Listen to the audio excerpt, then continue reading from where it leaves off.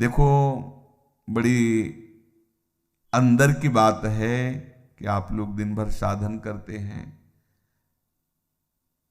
लेकिन जब आप शयन करते हैं तो असावधान हो जाते हैं। बस वहां आपको समझना है, शयन का समय आप अंतिम समय समझो। उस समय इधर उधर देखो मत, इधर उधर चिंतन मत करो। बहुत सूक्ष्म बात है। आपकी रात पवित्र जाएगी, आपकी रात भजन में जाएगी, और आपकी रात प्रकाश में होगी, अंधकार में नहीं होगी। और ये गुरु कृपा से प्रारंभ में ही बात डाल दी गई थी कि सोने के समय जरूर बैठना है, शयन करने के पहले हमें बैठना है। कुछ बातें डिलीट करनी है, कुछ बातें पुनः स्थापित करनी है। बैठकर हमें अपनी दिनचर्या पर दृष्टि डालनी है। आज गलती क्या हुई, ये प्रारंभ में ही गुरुदेव भगवान संन्यास मार्ग में जिन्होंने हमें नैष्ठिक ब्रह्मचर्य का उपदेश किया था, उन्होंने ये बात डाल दी थी कि आपकी दिनचर्या कैसी हुई, आपको रोज जांचना है। उनमें से जो गलती हुई वो अपने दिमाग में बैठालना है। जो बातें आपके साधन के विरुद्ध है उनको नष्ट करना है। उनका नष्ट करना मतलब उनको स्वीकार ना करना होता है। जो गलती हुई आगे से ना हो, क्यों हुई ऐसा समझो, और ये सब करने के बाद एकदम शांत हो जाओ और भगवदाकार, जैसे कोई मरने पे नहीं होता, सारी वृत्तियां समेट लेता है और बस सब। शयन हमारा ठीक होना चाहिए। अपने लोगों से कुछ गलतियां हो रही, देखो कोई भी सत्संग में बात होती है तो कहीं ना कहीं से तरंग आ रही है, वो हमें जरूरत है उस बात की, तो उसको संभालना चाहिए। अगर आप एकाग्रता पूर्वक सत्संग सुनेंगे तो आपको कभी प्रश्न नहीं करना पड़ेगा। आज अगर प्रश्न उठ रहा हो तो सुनते रहना, 1-2 दिन में उत्तर आ जाएगा आपके पास। वो तरंग आएगी, वो आपसे वही प्रसंग हटके आ जाएगा, एकदम प्रसंग से हटकर वो बात आ जाएगी। ये तरंग आकर के बुलवा देगी, क्योंकि सर्वांतर्यामी गुरुदेव आपके भी हृदय में ईश्वर भी है, तो वही बुलवा देंगे।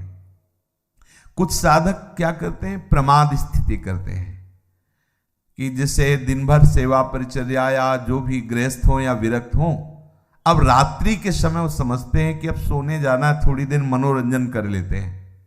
तो मोबाइल है, टीवी है या मानसिक है, वो इधर उधर मन को, और फिर शयन करते हैं। उनकी रात पूरी अंधकारमय काल रात्रि हो जाती है, साधन को नष्ट करने वाली बन जाती है और अशांति।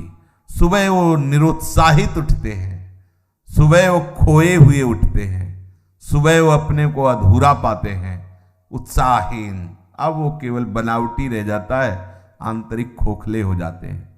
इसलिए आप रात्रि को संभालिए, रात्रि को संभालिए। शयन के समय आप बहुत सावधान रहिए, तो सुबह आपका संभल जाएगा।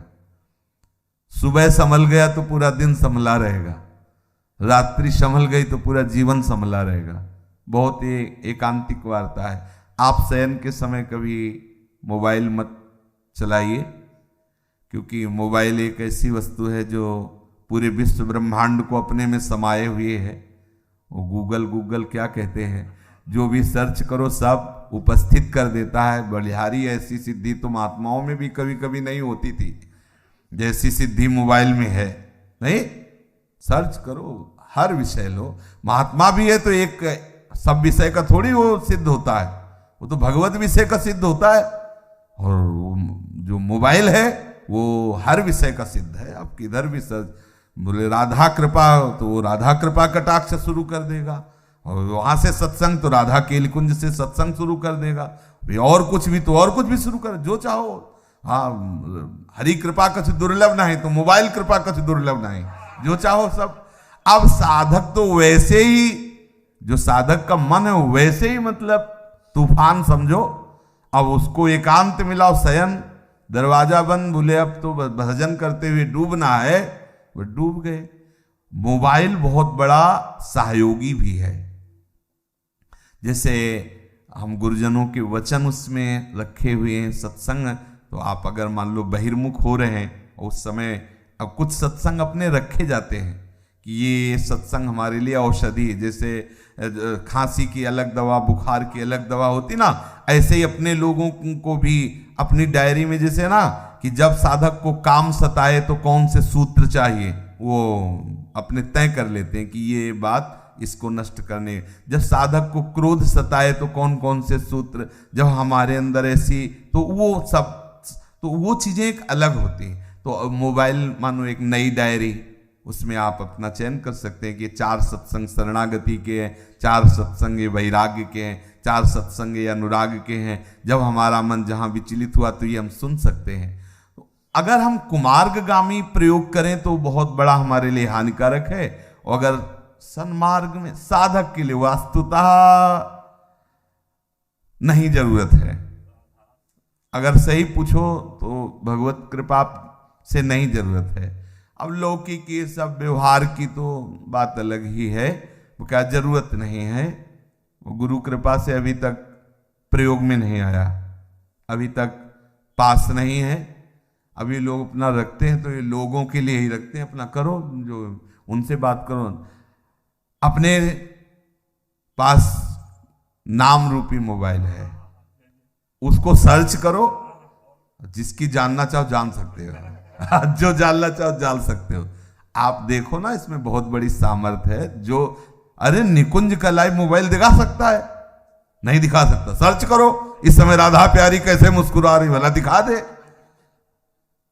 राधा प्यारी कैसे, ये राधा नाम सर्च करो, आपको दिखा देगा।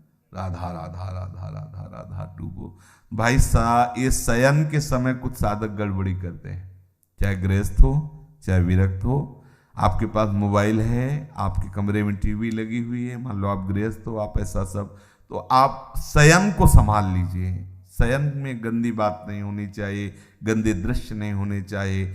ये जो गृहस्थी में संतानोत्पत्ति की भी बात है, वो एक संयम से है, शास्त्र संयम से है। वो केवल भगवत आराधना मात्र है, अपनी वासनाओं की पूर्ति के लिए नहीं।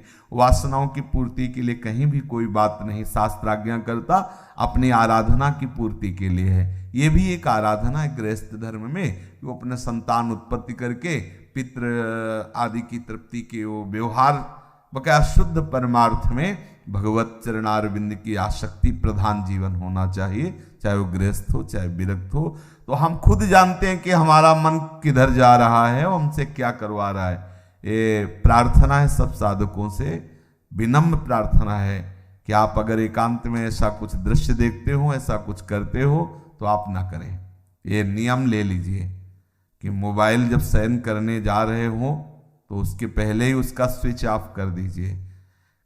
ज्यादा बातचीत भी किसी से मत रखिए, जितनी आवश्यकता है। तो ये यंत्र है, बस 2 शब्दों का उत्तर हाँ ना या कोई बात है। कुछ लोग ऐसे होते हैं कि वो घंटों ऐसे ही लगाए रहते हैं। साधक कैसे बात करेगा इतनी देर, कैसे बात कर सकता है? उसका तो चिंतन छूटेगा। हाँ ना में उत्तर दे लो, चलो कोई अगर व्यवहार के लिए आपके पास यंत्र है। लेकिन किसी किसी को देखते थे चिपके ही रहते हैं इसमें मोबाइल में।